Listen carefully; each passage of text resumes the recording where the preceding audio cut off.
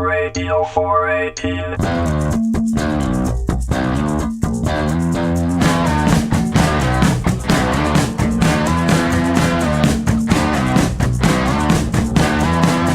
What's up, beautiful people? This is John Montagna, and you're listening to Radio 418. Thank you so much for checking in on the podcast again. This is my show where I talk to my fellow musicians about the life in music. This is a conversation that I was really looking forward to having, and I'm really looking forward to sharing with you. Mike Visceglia, veteran New York City bassist. We had a great talk about, it's two bass players talking shop, We had a great talk about getting the gigs, keeping the gigs, doing the gigs, all that stuff that bass players love to talk about. It's a conversation that almost didn't happen, friends. I'll get to that story in a minute. If you were anywhere near a radio in 1986, 1987, you would have heard Mike's playing. Mike's had a 27-year association with Suzanne Vega, including the Solitude Standing album, which contained the massive mega hit My Name is Luka. I actually saw Mike live with Suzanne at Radio City Music Hall in, I think it was 1987. And the second I walked into his place, I saw the platinum record on the wall for the Pretty in Pink soundtrack, which was very impressive because that record, the soundtrack to Pretty in Pink is one of my main desert island discs, and Suzanne has a track on there called Left of Center, which features Joe Jackson on piano.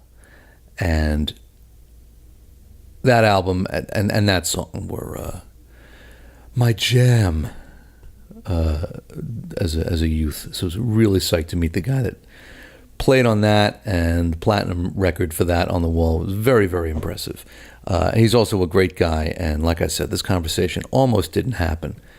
I'll get to that story in a minute, but first a little bit of business up front. Saturday, September 2nd, 8 p.m., the Godfrey Townsend Band at Daryl's house in Pauling, New York. If you're in the upstate Catskill, New York area, this is, of course, the Godfrey Townsend Band. Godfrey Townsend on guitar, Steve Murphy on drums, Manny Filcarazzo on keys, your boy here on bass. What can I say about these guys? I've been traveling the world and elsewhere with these guys since the days of the Alan Parsons Live Project, to the Happy Together tours, the hippie fests, and I love those boys and I love playing with them. And Saturday, September 2nd, we're going to be bringing our show, our tribute to the music of Eric Clapton, to Daryl's house in Pauling, New York. Once again for the world, Saturday, September 2nd, 8 p.m., Godfrey Townsend Band. DarylsHouseClub.com for tickets to that one. DARYLS houseclub.com for that. Excuse me one moment. It's Sunday morning as I record this, and I'm in the middle of three gigs in a row here in town. Friday night, Saturday night, working tonight. Thankful, grateful for the employment, but I'm very tired. And Friday night, I sang Bohemian Rhapsody. Last night, I sang Vivo per lei, so the Andre Bocelli and Laura Pausini duet. Nailed it, did it, wrote out the Italian lyrics and phonetically, but my voice is kind of right now saying to me, "Really, John? Really? That's what you want to do with us? Okay." So I apologize for being a little bit ragged right now, but I want to get right into this conversation with Mike Visceglia. Suzanne Vega, John Cale. His first gig was with John Cale, and he brings that up in the interview. Currently on Broadway with the pit orchestra of Kinky Boots. He and I also share a client in common in the Turtles, Flo and Eddie. Mike did the very first Happy Together tour in 1984. All right, so here's what happened. Mike and I connected on Facebook. and said, yeah, you want to do the podcast? Yeah, sounds great. And we set it up, and in advance of the interview, he sent me his new project, Middle of Somewhere, which is just tremendous. This thing is scratching me right where I itch. On the jazz, rock, fusion tip, if you're a fan of just cats playing instruments, man, just some great writing, some great playing. Their album is called Middle of Somewhere. It's on iTunes right now. You should check it out. It's awesome. Just great stuff. You're going to hear some clips from Middle of Somewhere throughout this interview, by the way. And I'm listening to it in the car on my way into his place in the city, and I'm psyched to talk to him. Get to his place. I put some money in the parking meter. I go upstairs. We say, hey, we sit down. We start talking. He's talking all about Suzanne Vega. I fanboy out a little bit on him working with Joe Jackson on that Suzanne Vega track. He's talking about Bruce Kulick, the guitarist, and his brother Bob Kulick, who got him the gig with John Cale back in the day. We're sharing stories about Flo and Eddie, and Joe Stefko, who's a longtime Turtles drummer. You're going to hear him refer to Stefko during the interview. That's Joe Stefko, the drummer. And we talk for about 35, 40 minutes, and my alarm goes off, signaling to put more money in the parking meter. So I run downstairs, I feed the parking meter, I come back upstairs, I realize that my digital recorder has not been on, and the entire conversation that we just had was not recording. And there's that moment. It's like showing up for a gig and you realize that you left your bass at home or something. Like one of those this has never happened before, where an entire 35 minutes of talk that was getting really good, just really starting to get good, was not recorded. And thank God Mike is such a good guy. He was so gracious and so kind, and what are we going to do? I had about 45 minutes left before I had to rush back to Brooklyn to pick up my daughter from camp. So I said, let's just start talking again. We'll pick up where we, hadn't gotten to yet. And thankfully, there was some stuff we hadn't touched on yet. So I started the machine, made sure it was running, sat it next to me, couldn't keep my eyes off it. And we had a great conversation about Suzanne Vega and Kinky Boots and John Cale, getting the gigs, keeping the gigs, doing the gigs. We talked about View from the Side, which is the book that he wrote a couple of years ago about the ins and outs of being a successful professional musician.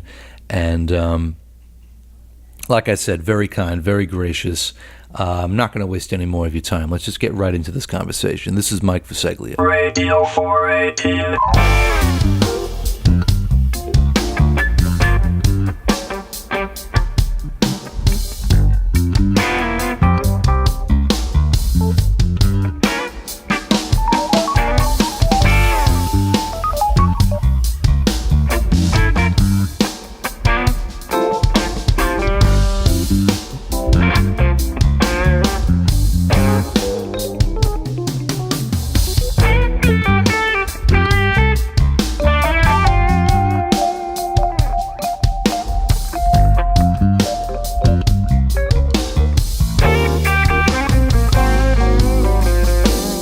Start over from the beginning here, shall we?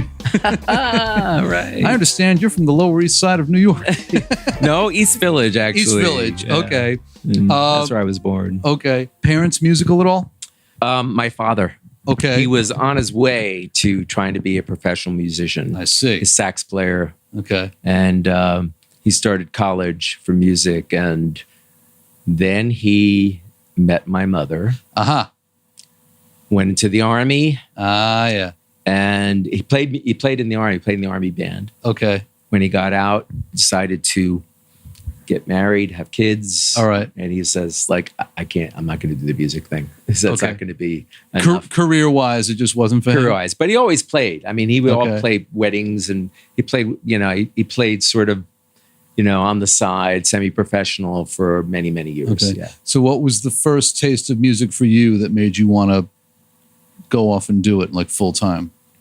Well, he exposed me very early on to like great stuff. Okay. I mean, I was, he was playing, he had always had a lot of records, and he would play jazz records. And, when I was like 3 or 4 years old, I would be listening to, Duke Ellington and Charlie Parker and Ella Fitzgerald and Count Basie and Ray Charles and all these heavies. So I already was like, that's when I was living on East 12th Street. I was already kind of being, groomed to like really appreciate it very, very much. Nice. Then we moved to New Jersey, and I started taking some lessons, a little piano here and there. And how old were you at this point?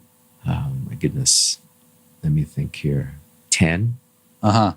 Started taking 10, 11, taking some lessons. Then we moved to another part of Jersey, and now I was 12 years old and, starting to mess around with guitar, playing with some friends. This is now mid-60s. This is now 66, 67. Okay. Rock and roll has already infiltrated starting society. To absolutely big time. After the Beatles, everybody, all the kids, wanted to be rock and rollers essentially. Sure. And then I have a sister. We were living in a nice house with a big double car garage, and I have a sister who is a year younger than me. So she befriended the local hotshot, like, rock and roll band that was playing like high school dances and stuff. Okay. And they were like 2-3 years older than me. Right. So they started, my father being the wacky, cool guy that he was like, oh yeah, why don't you come rehearse in our garage? I mean, he didn't know them. They weren't family. Right. So this band would be rehearsing in my garage. Nice. And I was like, I was it was cool. I mean, I was kind of digging it. And then, I'm in my room, like, messing around on guitar or whatever. And then one day they had an argument with their bass player. And the bass player just got up and left. And then as you do at that age. As you do. You just walk and out. and then my father had this brainstorm, and he said, hey guys, if you want to continue rehearsing in the garage, you got to audition my son on bass. And I looked at him, I'm like, what are you talking about? So he says, come with me. He drives me to a music store. He buys me like a bass. Right. Who knew what it was? Right. It was actually a company called Domino Bass. Wow. Now I had a really good ear. So I came back and they played me like a Beatles song or something. They said, you think you could play this? And I went into a room and said, well, give me a few minutes to kind of figure it out. Right. And I had enough. I listened to it and I kind of had enough of it. And I came back and I played. And they go, okay, you're in the band. Nice. So from that point on, I was the bass player, and that's what I stayed. Oh, okay. Okay. Was there something about the bass that you liked from that point on? What was it that kind of attracted you to it that made you want to stick with it? Well, interestingly enough, right around the same time, when I was about 11, my father was working for a company called Radio Free Europe, which was was kind of a propaganda radio station that would broadcast all kinds of stuff into communist countries. About America? No, well, all kinds of stuff. Anything. Okay. But mostly American stuff. Okay. Whether it was music, whether it was, arts, anything of stuff that communist countries didn't get. So they can kind of make the people feel like, hey, we're missing out on something. This government isn't working out for us, I see. Okay. The kind of like fuel the foment the undercurrent of rebellion in the country. I see. So anyway, there was this working at Radio Free Europe was this guy who had escaped from communist Czechoslovakia, who was a jazz bass player, and his name was Jan Arnett. Okay. And my father became good friends with him, and this is when I was 12. Yeah. Now Jan was really a jazz bass player. Okay. I mean, he was playing with at the time he was playing with Chico Hamilton. Okay. But he had played with Herbie Mann, Sarah Vaughan. He went on to play with Art Blakey and the Jazz Messengers in one of their incarnations. Okay. So he became friends with my father. And I was 12. So he invited me and my father to a Chico Hamilton recording session. Okay. In the city. Yeah. And just being in the studio with those guys, a very young Eric Gale playing jazz guitar. Wow. Chico on drums, Jan on bass, just being 11, 12 years old. I get exactly how old I was. Yeah. Just being in that environment, that was the life-changing moment where I was like, I'm doing this. Right. I want to do this. Okay. And also I was starting to see some rock concerts and jazz concerts. I was like, this is what I want to do. Got it. So okay. That was it. Okay. So the bug was already there. Bug was, that session with Chico Hamilton was, that was like, the thing. It, I'm in. That was it. I'm in. Okay. Right. Okay. So you told me about your experience with John Cale and touring Europe with that. Can you elaborate on the John Cale experience a little bit? I mean, that was your first, you say your first like kind of professional gig? Yeah. I mean, I actually went overseas and played real concerts in different countries in Europe. Okay. I was 22 and that was like, this was really huge for me. Okay. The unfortunate thing was that John was very into drugs at the time. And he was half the time not a very nice and coherent and rational person. Oy. So it was sort of a real trial by fire to go through touring with him. Okay. On stage or off? Both. Ah, okay. Both. In fact, there's a very famous rock and roll story that I was a part of, which was the last concert I ever played with him. We were in the middle of a tour in England, and we were stopping the morale of the band was already very, very low because we weren't getting paid, and the manager kept making all these false promises to us and all of that. Yeah. So the morale was really low, and also John, John was in between, kind of like big. It was right after his superstar band, where he had Chris Spedding. Okay. Brian Eno, those guys that kind of played with him, the real kind of cool English. And so he hired a bunch of Americans, including Bob Kulick, myself, and Joe Stefko. Okay. In this also. Oh, wow. All right. Stefko was on that gig too. Stefko was on that gig too. Oh, okay. And things were not going well. The English audience wasn't really kind of accepting us because they wanted, the cool guys that they were used to. And so his audience weren't really receptive to what we were doing. So he and the manager came up with this outrageous idea to try to because John was known for doing outrageous stage antics. He would, saw a dummy in half and throw shit around and, theatrical stuff. Theatrical, except that the theatrical thing he thought of when I was in the band for our last show he didn't think it was the last show, but half the band quit after this, was him chopping up a chicken on stage. Oh, for fuck's sake. And spinning it around, blood going around and throwing the carcass into the audience. So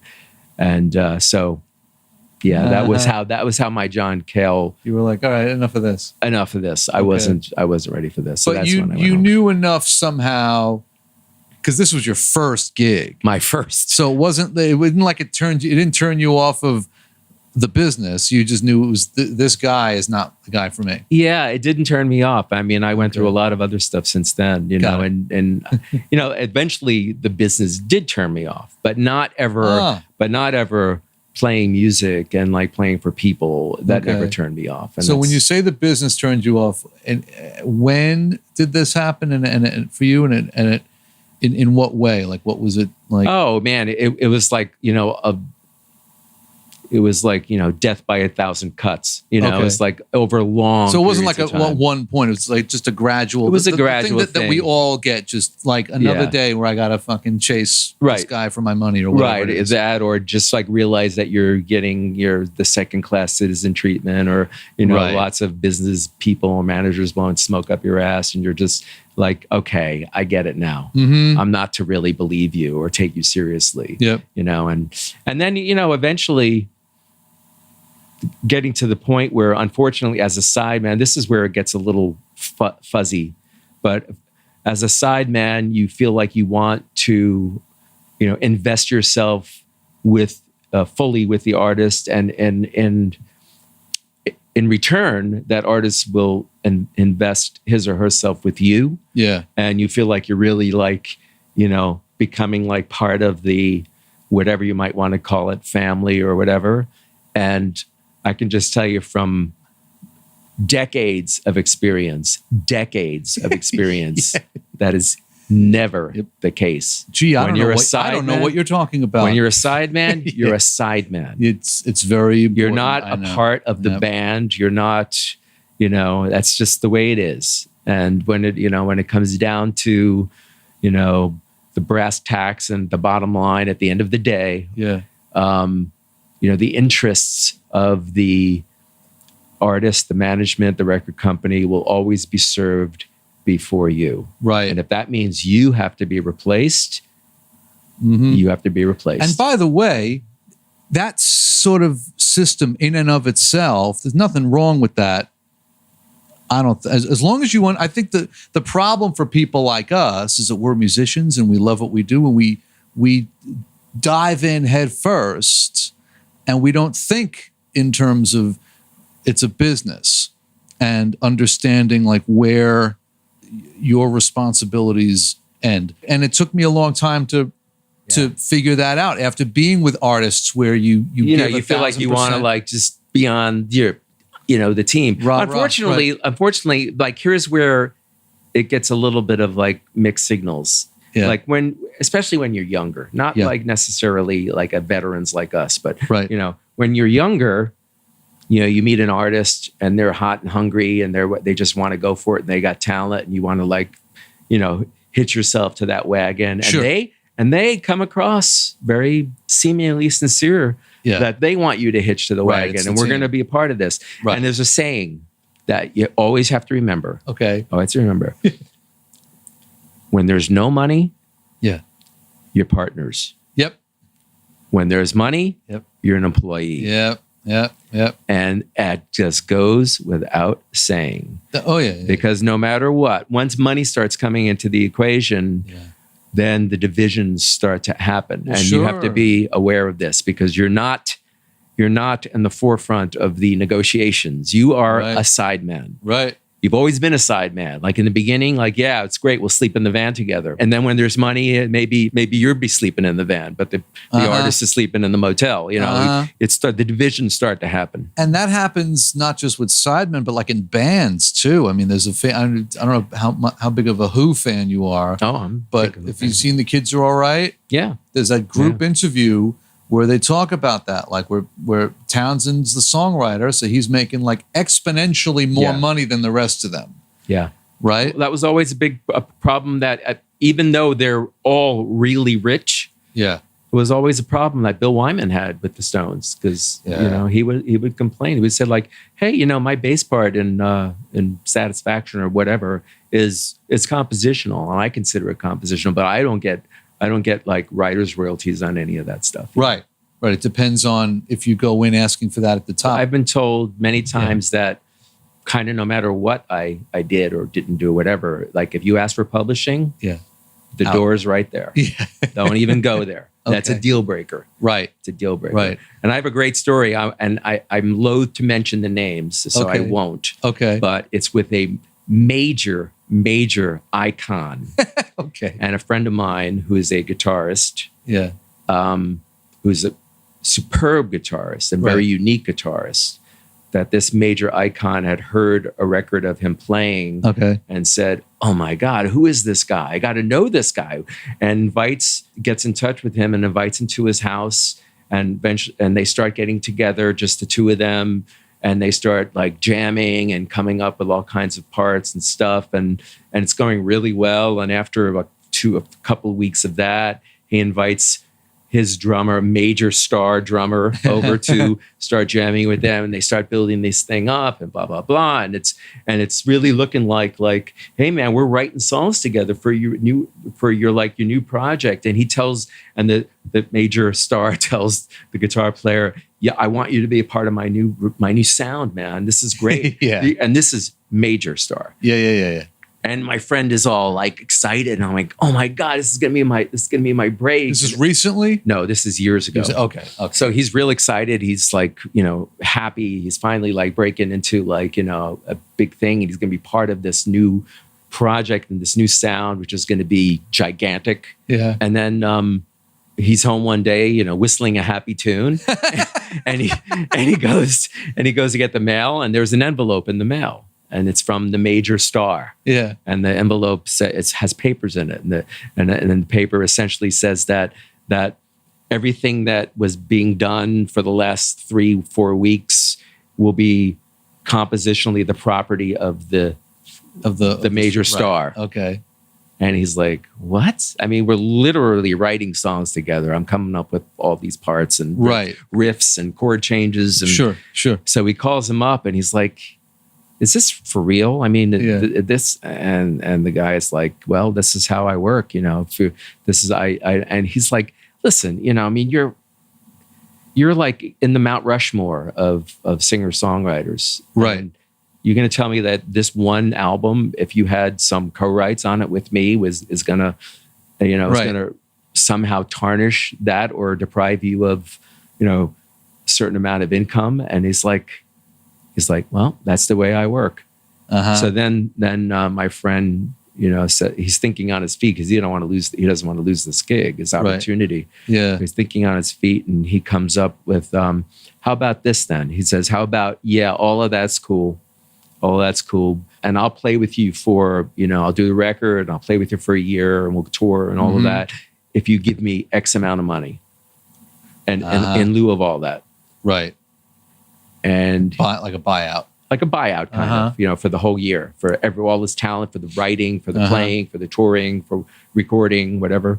Yeah. And I don't know exactly what the answer was. Yeah. But he never heard from him again. Right. That was the end. End. Wow. Why do you think that is? Why are artists like, what is it, is it just easier for them?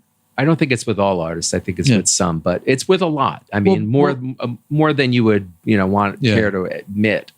And I think it has to do with like an ego and a sense of what they think their place is in the hierarchy of the greatest songwriters or greatest artists ever. Right. And they want to kind of keep that to themselves without having to maybe have people think or believe that, they needed to, at this point, they needed a little bit of help, outside help, just collaborate or share something. Yeah. So, well, you've been fortunate. I mean, you and Suzanne Vega, 27 years together? 27 years together. Okay. Yeah. What do you think accounts for that partnership between you two? Or is it a partnership per se? Oh, well, I mean, it was a partnership in like name only, Okay. There was never any like formalized partnership agreements. But I mean, as far as your tenure with her, was there a specific musical connection that you guys had, or is there a comfort level with her about you, or vice versa? Well, in the beginning, there was a definite comfort level and musical connection. And I was very intuitive about the kind of bass playing that I thought complemented what she did. Okay, and I think that was proven right by the fact that when I recorded "Solitude Standing" with her, with "My Name Is Luka." It was a huge multi-million selling record. Yeah. So, and we had a formula. Not a formula. We had a chemistry. Okay. That was working. Okay. And so I think that coupled with the fact that I was kind of her de facto musical director and could communicate with her and could communicate with musicians on their terms, because she doesn't speak musician language. She has her ideas about her songwriting. Play this as a shuffle, like where all the terminology. She doesn't really know those things. So okay. So you feel like your contributions to her music are at least valued by her. Oh, for sure. Especially, like I said, especially in the early days. Okay. I think it changed later on. Different producers came in and they had their own ideas and some of them didn't use me on the records, which was, which a little bit hurtful, a little bit disappointing. Sure. because I thought that was kind of part of the sound since we developed this sound. That's what I was going to say. And like, it where's the line? was massively successful. Right. Okay. So where's the line for you? Like, how hard do you sort of fight for your place? I think that's the reason I was able to stay with her for 27 years. Because I was flexible you didn't make about a big the whole stink thing. about like, hey man, no matter what was going on with that end of the business, I kind of had to, okay, if I want to still have this relationship with her, I kind of have to, bend to the will of the way things are going, to the flow. And you had enough else going on that like there wasn't a sense of like, well, if I lose this gig, man, then that's no, that's not true. No, that's not true. Oh, really?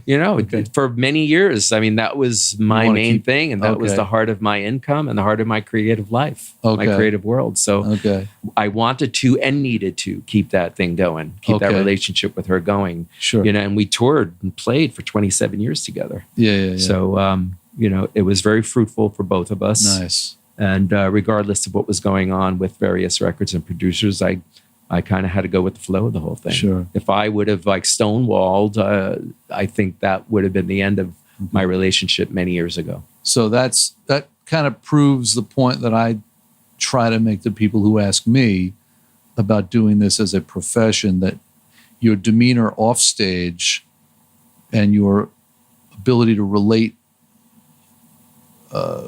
to other people has as much to do with your success as your playing ability. That's not true. It has more to do with your success than your playing ability. All right. Because I'll go with that. It's true. Yeah. I mean, I know. You have to be the kind of person that other people want to be with. Uh-huh.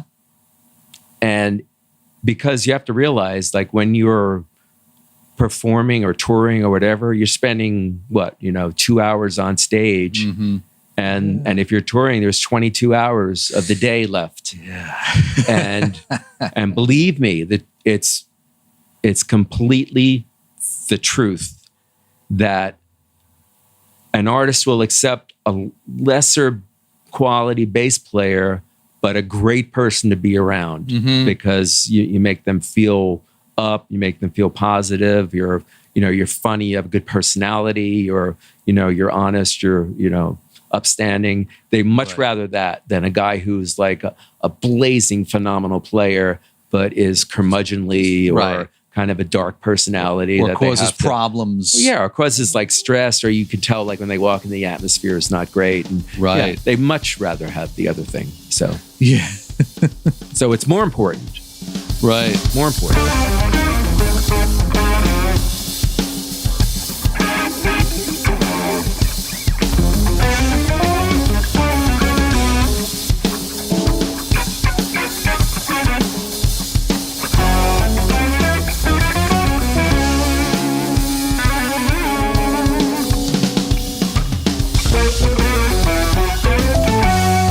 I want to talk about A View from the Side. When and how and why did you write a book? Well, I had accumulated all of these stories about from me being on the road. Okay. And I thought they were almost unbelievable in a lot of ways. Okay. Like the truth was far stranger than fiction. Like, it's like some of these things I couldn't make up. Okay. So I thought this would be really, really interesting for other people to sort of see, have a different perspective on what a touring musician's life was, instead of thinking that, oh, these guys are just like living the dream, it's all about, it's parties, it's women, it's drugs, it's like going to see the world, hanging out in the Riviera, taking yacht cruises in the Greek islands, that can be a part of it. And sometimes it is, and it's great. Yeah. But oftentimes it's not. Yes. And so I had all these great stories. And at the time I had a web designer that was just like pushing me to do it, so I just started doing it. And then, I started wrapping it around some personal stories of not being on the road, and also wrapping it around interviews with superstar bass players about not about their playing or the technical aspect of their life, but rather than how they integrated being a big success world touring bass player, how they integrated that into being a human being and having other interests and being able to, function as a, integral part of a family or something outside of being just the musician. You went right to the top. I mean, Marcus Will. Miller, Will Lee, Tony Levin, even Duck Dunn, one of the few, before he passed away. Sure. Victor Bailey, who just passed away this past year. A lot of cool cats, even Colin Moulding from XTC. No kidding. Yeah, who I'm a huge fan of. And, and I was very pleased that he said yes to me. Was there a common thread with all of those guys? Was there anything that like they all seem to have in common in their story? I think the common thread was that no matter what style of playing that you do, I mean, certainly, there are vast differences in style of, say, Donald Duck Dunn and Marcus Miller, know? But I think it's really about finding your voice on the instrument, being true to that voice, and also being able to, like I said before, being able to be, a good human being and getting along with like various artists and treating projects. Like one of the great things that Leland Sklar said was, as I interviewed him, was that it didn't matter to him whether he was getting called from James Taylor or Phil Collins to do a recording, or it was like the guy next door. It's like, the gig is the gig. I'm going to go in. I'm going to play the best of my ability. I don't phone it in. I treat every project with the dignity that it deserves. And I think that's really something to take with you, You think that's a quality that's unique to bass players? No, I think it's a quality that's unique to successful musicians. Okay. Because a lot of, just growing up and seeing, people that haven't been successful, how willful or denigrating they might be about other kind of styles of music or this artist compared to that artist or whatever, I can see the reason that they're, no matter how proficient they might or might not be on their instrument, I can see the reason that they haven't quite gotten to the next level. Right. Because you can't, especially these days, you can't be, I mean, I always... More so these days, I think. I had this idea that when I do a talk, is one of the topics, which I've done a bunch of, one of the topics I hit on is that, back in the early days of pop or studio musicians or being a sideman in the early days, you could be a specialist. You could be like, you could be the rock guy. You can be like the eighth note pick guy that plays great. You could be the slap guy that does that, or the jazz fusion guy.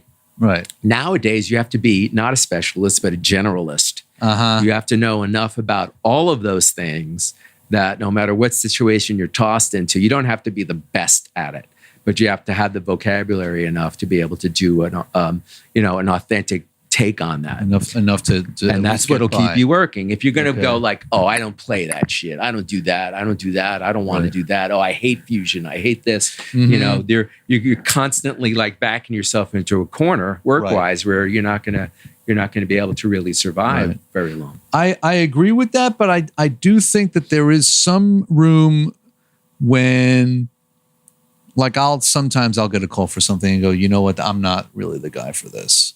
You really, here's somebody else you might think of.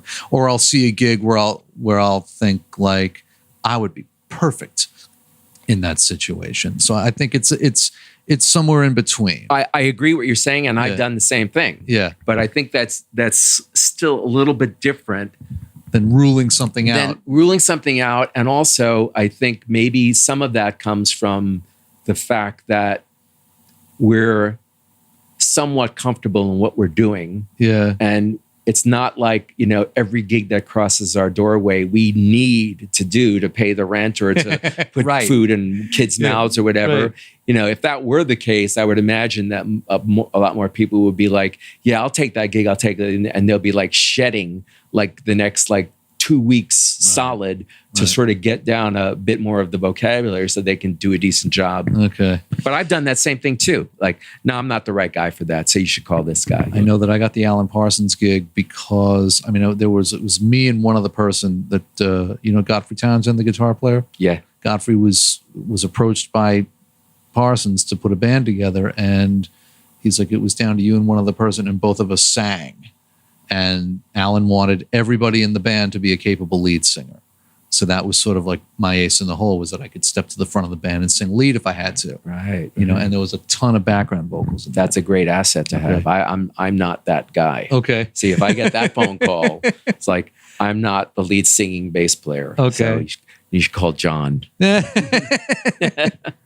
Cool. So do you do a lot of teaching and talks and stuff like that? I have. And I've written some curriculum books for Musicians Institute in LA. Okay. They're part of a bass performance associate's degree. Okay.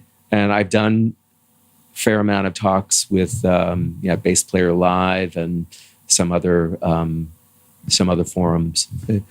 What's the secret to success in that field? Like, what makes a successful curriculum writer or a speaker in that regard? Like, I think first of all, you have to have a lot of experience under your belt, and a lot of information and experiential ideas that you can draw from. Okay. And you have to be able to be a speaker. You can't be afraid of public speaking. Okay. You can't start mumbling and hemming and hawing. You have to be able to string coherent sentences together. Sure. You have to be personable. Right. You have to be engaging. You have to inject some things with humor. You can't be dry and scientific. Mm-hmm. So it's like a combination of those elements that I think really helps. And I've learned to do that over the years. Focusing on a specific element of playing? Sometimes it's general. Sometimes it's more specific. Yeah. I mean, today we're going to focus on locking with the rhythm section. Today we're going to focus on the business end of it or whatever. Yeah. Today's talk will be about such and such. Yeah, but that's where the experience comes from. Right. Because if you're young and you don't have vast experience with dealing with the business end of it, then it's not something you can really speak well of. Right.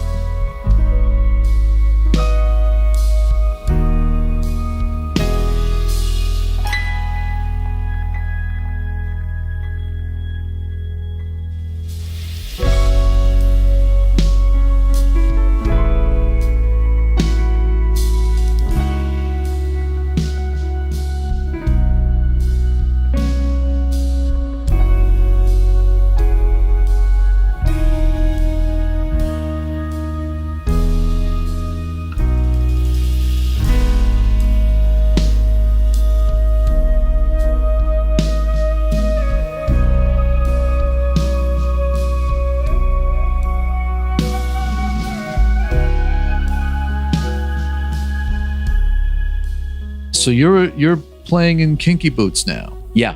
On Broadway. When did that start? That started 5 years ago for me. Maybe a little more than 5 years. Had you done a lot of Broadway pit stuff before that? I only subbed on 2 shows before, intermittently, before I got the chair for Kinky Boots. When did you start doing Broadway stuff? Also, right around the time I stopped playing with Suzanne Vega. Was that something you had ever sort of considered doing or had your eyes on at all? Oh, yeah, absolutely. Okay. The funny thing about Broadway, it always was considered, or mainly considered, as something that you kind of go as your career is sort of heading toward its sunset a little bit. You ride out, the last 10 years or so doing Broadway. Right. And that's the way it was considered, because there was so much. Stay home. When you were when musicians were young, some years back, and there were a lot more opportunities to go out and play with bands and tour and make your living as a performing musician in various ways. Sure. Now the interesting thing that's happening with Broadway is that guys literally coming right out of music school, Berkeley or whatever. They want to go straight. They want to go straight to Broadway because the opportunities are so limited that they're rightfully thinking, if I get into Broadway now and start my career there, and I can get into the swing of things, I can have a career, for a long time and Sure. get all the union benefits and the pension and all Right. of that stuff. Right. So I should be shooting for that rather Okay. than be shooting to play with, the Buddy Rich band or something. Right. Or hooking up with some kind of artists. Hooking up with some artists Whatever. because Okay. those are so few and far between. Even major artists are not paying very well to side people. these I've heard days. some numbers that made me go, what? Yeah, I know. Yeah. Because Not like they the know 80s. they have, if you don't want to do it, there's somebody else that will. No kidding. And they can train someone to kind of get That's right. good enough to where they can make the Now, gig. that's not like a name side artist. Like, for instance, if like Omar Hakim goes out with Madonna, different story. Different story. But I'm talking about young, hungry, very talented people that are coming out, coming from the churches or whatever, drummers, Right. and they're hooking up with Rihanna or something. Right. They're not getting paid a whole Those lot. artists, when you see them on TV and the band doesn't even get lit up. That had started happening when I was playing with John Kell. That's when. Oh, really? Yeah. Okay. Yeah, that was a Okay. management decision. After we weren't getting the proper reception, he said, well, if we're not getting the proper reception, just like keep them in the dark. Interesting. Yeah. Okay. That was lovely. So what makes a successful Broadway pit musician? What are some of the things that you need to do there different from, like, say, with Suzanne Vega or with an artist? Part of it's the same. And the part about being like a good guy to hang with. The Okay. hang is really important in Got it. Broadway. You're spending a lot of time with people, even though the gigs are only a few hours or whatever. It's still still. it's tight quarters, right? You're under the Exactly. stage and And you don't want to be the guy who's just the complainer, the guy who's always got problems. You don't want to be that guy.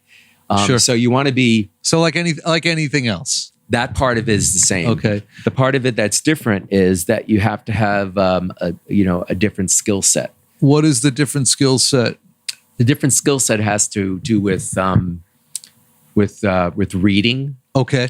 You don't have to be the world's greatest reader, but you have to be able to read and not waste a lot of time when something's put in front of you. Okay. You get a certain amount of time to deal with it, and it's not like here, 2, 3, 4, play it, Yeah. But you don't want to be the guy that like suddenly is like frozen and you can't do it, because Yeah. you won't get the gig. So Sure. that's expected of you when you walk into those situations, that your reading is on at least a level that you can get through something, and then you could refine it as you go along. But Sure. you can't stop once the train's pulled out of the station, you can't stop the train. Sure. Because especially when you're in a theater, because there's so many unions involved in a theater. Right. There's like at least four, sometimes I don't know, more unions. The actors. And everybody's on the clock. right. So if you're messing up, everybody's getting paid, and they're waiting for you. the theater, And the stage hands are all. everybody's different, getting right. paid to be Okay. there. Every single person is. Does getting that paid. translate to extra pressure necessarily, or is it? Not an unnecessary amount of pressure Okay. that people are like, walking around like throwing stuff because you can't get through this like 2 bars or whatever. Right. But I mean, there's a little pressure to be as efficient as you can. Okay. You don't mess around with the time. Right. The time, like, start times, end times, break times. Okay. You don't mess around with that because everybody's getting paid. But the fact that you've even gotten in there means that you can cut the gig. Yeah, Yeah. it means I can cut the gig. I'm like I said, I'm not the greatest sight reader in the world by any stretch, but I could get through reasonable electric bass parts. Right. Yes. Right. And also doing the gig for 5 years, you must know the music. Oh, at this point, I know. that music's not a challenge anymore. Okay. I mean, but I still try to stay on my toes and like really kind of play it the way it's supposed to be played. Okay. So I pay attention to note lengths and dynamics and all of that stuff. Is it a challenge to do the same thing night after Yes. night? Okay. Yes, it is. All right. We're going to finish up here. I'm just going to drop some names at you that I took from your website. And by the way, middle of somewhere, killing. Thank you. Really looking forward to It's my pet project. I got to record my own compositions. The first time I've done that so long. I can't Excellent. remember. And I get to perform So that my own compositions with a killer band. And so that answers the next question, like who does the writing in there? That's your writing. on this particular record, I did most of the writing. Excellent. I didn't write everything, but I wrote about, I'd say maybe 70%, 65-70%. Okay. And who else is in the band? Ben Butler on guitar, Casimir Libersky on keys, and unlike the recording, which had Carter McLean on drums, our drummer now is Jared Schoenig. Okay. These are all New York guys? No. Ah. They live here now. Okay. Well, mostly live here now. Okay. Casimir is from Belgium. Okay. Ben Butler is from Australia. Okay. Jared Schoenig is from LA. Yeah. But there's just definitely a New York vibe to it, though. A lot of it was my concept, and I wrote most of the music, so it comes filtered through my influences. And, Yeah. Oh, by the way, I just want to say, I don't know when this is going to be or who's going to hear this, but Middle of Somewhere, our album is up on iTunes. It's up on Spotify. It's called Middle of Somewhere. Oh, it's up on iTunes. It's up on iTunes. Okay, great. I just got that yesterday that it's up on iTunes. Great. And I'm going to have hard copies next week. And our CD release show, which is going to be a crazy bash, is on October 9th at 8 o'clock at the Bitter End in New York. I have it on my calendar. I definitely want to Fantastic. check that out. I'm going to drop some names at you, and I just want a quick memory that stands out of working with this person, even if it was just for a one-off. Bruce Springsteen. I never got to meet him. Okay. It was a recording thing? Still haven't met him. It was a recording thing. Okay. And it was part of an album Pete Seeger put out. And it was a Pete Seeger tune that Bruce sang on. So Pete sang the verses, and Bruce sang the chorus. Got it. Okay. Phoebe Snow. Phoebe Snow, tremendously interesting person and character, unique voice. I got to do a couple of gigs with her and a bunch of rehearsals. And it's a great loss for music that she's gone. Yes, it is. Yeah. I wept when I got that news. No, boy. I got to meet her a bunch of times. Yeah. And she was she was a New York fixture. Yeah. She was around. Well, she and my wife hit it off because they both grew up in Teaneck. That's right. So She's from they had that She grew up in connection Teaneck, there. Yeah. She is a phenomenal interpreter of song. Yeah. And she had one of the most unique voices that ever existed. Totally. Yeah. Richie Havens. I loved working with Richie. Okay. He was the consummate hippie. Yeah. Consummate. Everything was, based on feel and vibe and energetic synchronicity. Yeah. And he was just a very, very open, cool guy. Also, to me, unique, played the guitar with one finger. Right. Right. And the left hand I'm talking about. Right.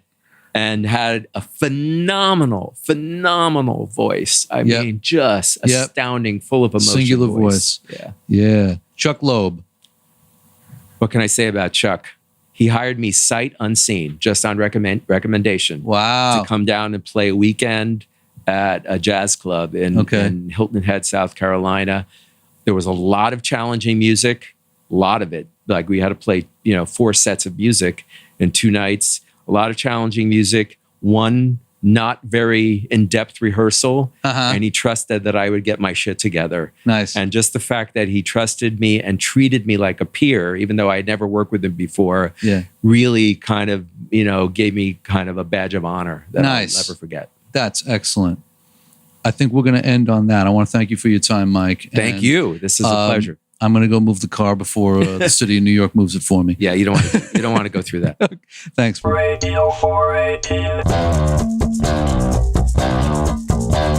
You can go to MikeViscegliaWorks.com to follow what he's doing. VISCEGLIA. MikeViscegliaWorks.com. And he's on all the socials, I believe. And follow him and see what he's up to. Great guy. Can't wait to have him back on the show to finish the conversation that we started having. The website for the podcast is radio418.com. You can stream episodes from there. You can subscribe there if you create a Podbean account, or you can subscribe on iTunes if that's how you roll. Follow us on Facebook, facebook.com/radio418. Follow me on Twitter at John Mon, JONMON. The Instagram is John Montagna. The YouTube is youtube.com/John Montagna Music. But anything and everything you want to know about me and what I'm doing is on my website, johnmontagna.com. Thank you so much for listening to Radio 418. I will see you on the next one. Be well.